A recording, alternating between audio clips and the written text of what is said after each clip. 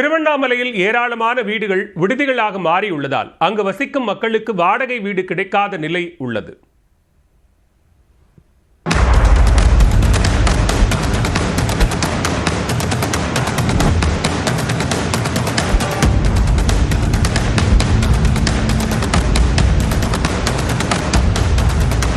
சிவபெருமானின் பஞ்சபூத தலங்களில் அக்னி தலமான திருவண்ணாமலை அண்ணாமலையார் கோயிலில் விழாக்கள் இல்லாத சாதாரண நாட்களிலேயே கூட்டம் அலைமோதுகிறது.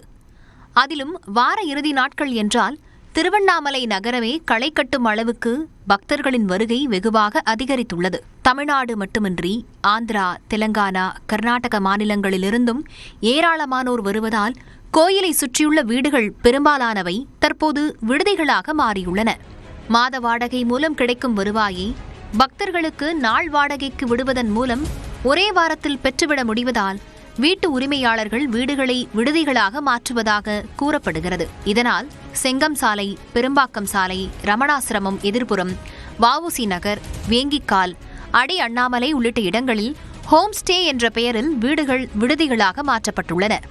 இங்கு பக்தர்களின் பாதுகாப்பை உறுதி செய்ய வீடுகளை விடுதிகளாக மாற்றியவர்கள் உரிய அனுமதி பெற்றிருக்கிறார்களா என ஆய்வு செய்து விடுதிகளை முறைப்படுத்த மாவட்ட நிர்வாகம் நடவடிக்கை எடுக்க வேண்டும் என்ற கோரிக்கை எழுந்துள்ளது.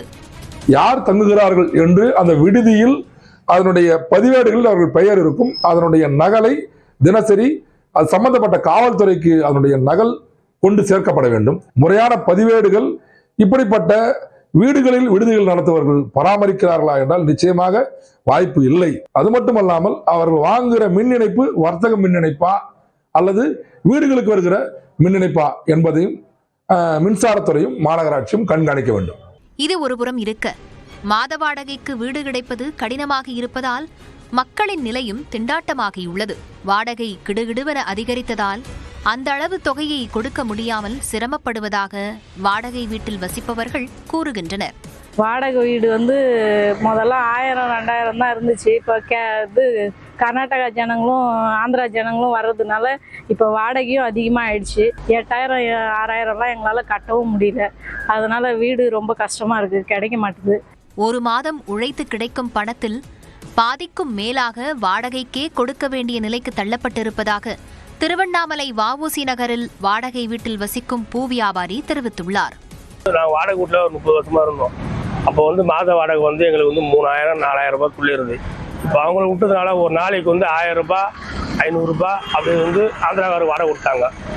இப்போ எங்களுக்கு வாழ்வாதாரமாக இல்லை, வீடு இல்லை எங்களுக்கு. அதனால அரசாங்கம் எங்களுக்கு எங்கன்னா ஒரு இடம் காமிச்சு எங்களுக்கு இடம். இப்போ எங்களை அவுட்டர் ஏரியாவில் போனால் எங்களுக்கு வீடு 5000-க்கு 6000-க்கு வெளியே கேட்குறாங்க. நாங்கள் எங்கே போகிறது? ஒரு நாளைக்கு 300-400 ரூபா சம்பாதிக்கிறேன். மாதத்துக்கு எனக்கு 10,000 ரூபாய், அவ்வளோதான் அதிகபட்ச சம்பளமே.